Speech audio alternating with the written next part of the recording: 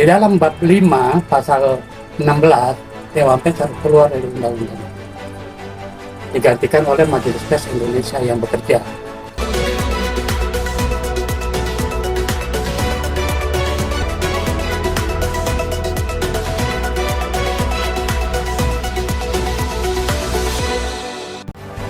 Rekan-rekan sekalian, saya tetap konsisten ingin melakukan atau melaksanakan, ingin menjadi pelaku sejarah dalam rangka revisi undang-undang atau rancangan undang-undang revisi Undang-Undang Pers nomor 40 tahun 99, yang mana dari pasal ke pasal, dari bab ke bab itu ada yang kurang harus ditambahkan, ada yang tapi saya tidak akan kurangkan, tidak akan mengurangi. Yang penting pada prinsipnya di dalam bab 5 pasal 16 Dewan Pers harus keluar dari undang-undang, digantikan oleh Majelis Pers Indonesia yang bekerja. Majelis Pers Indonesia nanti bekerja, satu, melaksanakan kegiatan operasi wartawan di lapangan, wartawan gadungan maksudnya ya, atau WTS, wartawan tanpa surat kabar. Surat kabar itu pengertiannya bukan media cetak aja, tapi media online termasuk YouTube. YouTube di dalam undang-undang persnya sekarang ini tidak ada YouTube, TikTok tidak ada, Snap Video juga tidak ada, ya. Kemudian Facebook juga tidak ada. Kita akan berusaha sekuat tenaga di undang-undang pers yang sekarang ini nomor 40 ada, ya. Jadi Anda terselamatkan di dalam undang-undang tadi. Kan selama ini mungkin Anda bergerak hanya undang-undang pers, tapi sesungguhnya YouTube itu tidak ada di dalamnya, TikTok tidak ada, Snap Video tidak ada, dan kemudian Facebook tidak ada. Kenapa Instagram sama Twitter nggak singgung? Karena bukan produksi jurnalis. Tapi kalau YouTube, Snap Video dan Facebook itu saya bisa menilai itu adalah produksi dari jurnalis, gitu loh. Nah, Anda sebagai pelaksana tugas jurnalis, wartawan itu kerjanya melaksanakan tugas jurnalis. Berjiwa jurnalis, berjiwa nasional, tulis lingkaran, benang merah, tik, tetap indah dan kuat, tik, TIK, tetap indah dan kuat. Makanya Anda harus belajar bagaimana caranya mau menuangkan berita, baik melalui konten YouTube, atau juga TikTok, Snap Video, atau Facebook. Itu harus melalui dasar jurnalis, yaitu 5W1H. Scientific crime investigasi harus dilaksanakan. Ada cara-cara mengungkap kasus, ada trik 45, ada trik 65, ada trik 9,5. Kalau ini Anda gunakan, insya Allah tidak akan merugi. Dan saya selama ini mengamati kegiatan wartawan, mungkin sekarang sudah lebih dari 9, bahkan mungkin sudah 12 akibat korban dari Dewan Pers. Kenapa ada korban? Saya katakan korban dari Dewan Pers.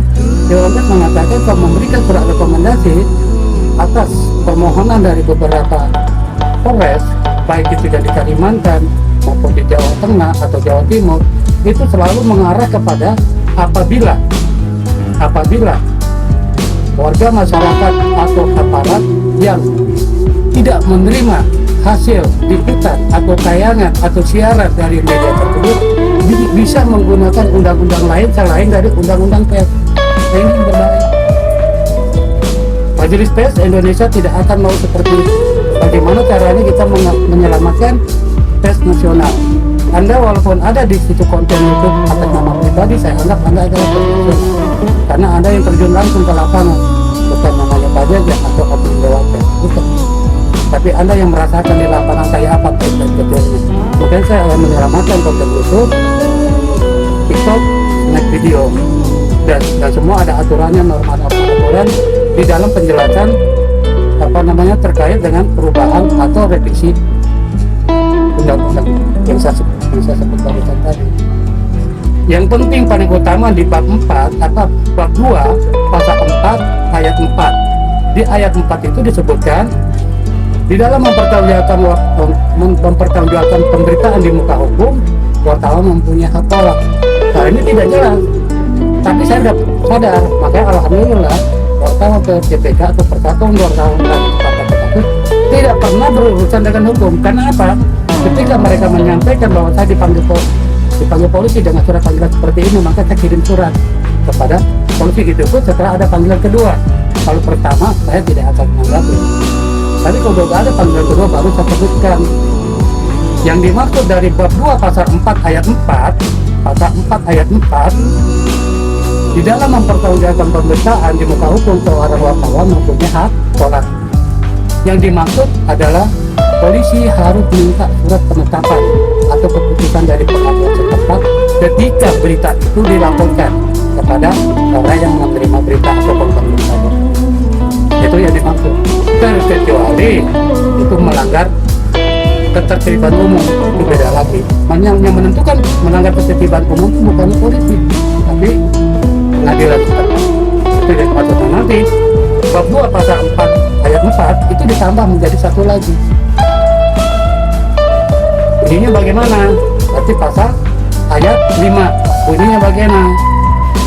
Seperti apa yang dimaksud di dalam pasal ini ayat 4 kata di atas, pihak-pihak yang ingin melaksanakan penyidikan diharapkan bekerjasama dengan pengadilan setempat untuk meminta surat penetapan pemeriksaan. Itu yang dimaksud. Berarti klop sudah. Berarti seorang wartawan mempunyai kekuatan hukum dan dilindungi oleh hukum. Jadi, karena di bab 3 pasal 8, bab 3 pasal 8, bab 3 itu tentang wartawan, pasal 8 bunyinya seperti ini. Di dalam melaksanakan kegiatan jurnalistik, seorang wartawan memperoleh atau mendapat perlindungan hukum dari mana? Ya dari pengadilan. Makanya Warga nggak pernah melindungi kan, selalu menghantam seperti itu, sehingga banyak korban. Yang korban wartawan masuk penjara, kemudian ada masuk penjara, kemudian juga ada wartawan yang mati dikeroyok, ada wartawan yang mati di dalam tahanan, contoh di Kalimantan Selatan. Ada yang wartawan mati juga dibunuh di jalanan. Ini tanggung jawab Dewan kan kita kan berharapnya seperti itu, ada perlindungan. Nah justru dengan adanya tadi ada revisi undang-undang tadi, insya Allah Anda bakal dilindungi. Dan yang menariknya tuh polisi nggak mau menggunakan undang-undang PET, lalu menggunakan ITE. Kenapa? Karena satu, tidak ada kekuatan terkait dengan undang-undang PET nomor 40 tahun 1999, kekuatan untuk perlindungan hukum terhadap wartawan atau pelaku jurnalis. Begitu. Yang selanjutnya juga dendanya pun, hukumannya pun sangat ringan. Bab 8 tindak pidana pasal 18. Bab 8 tindak pidana pasal 18 ayat 1. Nah, kena denda penjara cuma 2 tahun penjara, denda rupiahnya cuma 500 juta. Nanti direvisi itu saya minta denda penjara atau masuk penjara itu 5 tahun. Kemudian untuk dendanya, uang rupiahnya, denda uang itu bukan lagi 500 juta tapi 5 miliar. Nah di ayat 2 dan ayat 3 itu kita minta nanti dendanya 1,5 miliar sampai dengan 2,5 miliar. Untuk siapa? Untuk negara. Tentang operasi wartawan gadungan dulu pernah kita laksanakan pada tahun 2005. Di mana? Di Jawa Barat. Itu PPK yang melaksanakan. Dan PPK itu adalah pelaksana Persatuan Wartawan Radio Cepat Bagian 1, atau kalau bahasa Inggris bilang The United Journalist Section with Intelligence Succession. Kalau bahasa Depok bilang cukup izin cium kecil panjang buat tahu ancian. Coba teman dari ini. Jadi saya berharap teman-teman nanti di dalam acara revisi Undang-Undang Nomor 40 Tahun 1999 yang mengantar beratnya, ya nanti kita pilih siapa misalnya, kemudian siapa yang perlu dihadapi. Mungkin pertama adalah presiden, nanti ditutup kepada presiden yang terpilih sekarang ya. Dekinya yaitu DPR. Insya Allah tahun depan visi undang-undang ini bisa dilaksanakan dari sana oleh presiden. Saya yakin dan percaya. Karena apa? Saya sangat khawatir dari masih ke depannya wartawan, ya, reporter, bila ada yang disebut COVID. platform lebih baik disebut kontributor ya, daripada koresponden. Dan itu surat menyurat atau hukum broker. Jadi kalau kontributor lebih keren namanya, atau reporter. Saya berharap jadilah pelaku sejarah ya, nama Anda terdaftar, nama media Anda terdaftar, nama organisasi Anda terdaftar, baik itu organisasi wartawan maupun LSM ya. Demikian kata pengantar umum buat dari saya buat Anda. Wabillahi taufiq. Assalamualaikum.